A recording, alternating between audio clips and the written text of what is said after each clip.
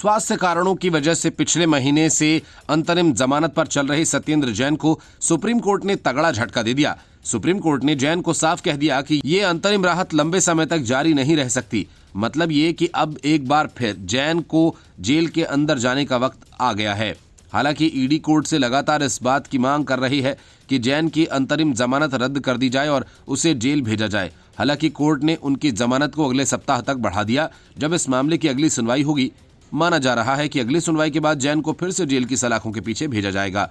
खुल्लम खुल्ला काले धन को सेल कंपनीज के सहारे सफेद करने का खेल करने वाले जैन की नियमित जमानत याचिका पर सुनवाई चल रही थी।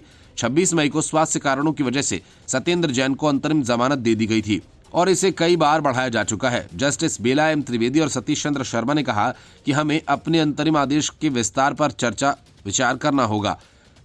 ये लंबे समय तक जारी नहीं रह सकता। आम आदमी पार्टी के वरिष्ठ नेता की ओर से पेश हुए अभिषेक मनु सिंघवी और विवेक जैन ने कोर्ट से इस मामले को स्थगित करने की अपील की। उन्होंने दलील दी कि इससे पहले विशेष रूप से गठित जस्टिस एएस बोपन्ना और बेला एम त्रिवेदी की पीठ इस केस की सुनवाई कर रही थी, चूंकि जस्टिस बोपन्ना अस्वस्थ होने की वजह से छुट्टी पर हैं। सिंघवी ने अपील की कि उसी बेंच के सामने सुनवाई होनी चाहिए, क्योंकि वो अपने काफी दलीलें उनके सामने रख चुके हैं। जस्टिस त्रिवेदी ने कहा कि मुझे बताया गया कि इस केस को नियमित रूप से इस बेंच के पास भेजा गया है।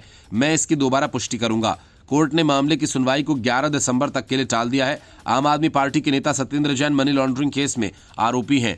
उन्हें प्रवर्तन निदेशालय ने पिछले साल गिरफ्तार किया था। ईडी ने सत्येंद्र जैन से जुड़ी 4 कंपनीज के जरिए मनी लॉन्ड्रिंग का आरोप लगाया है।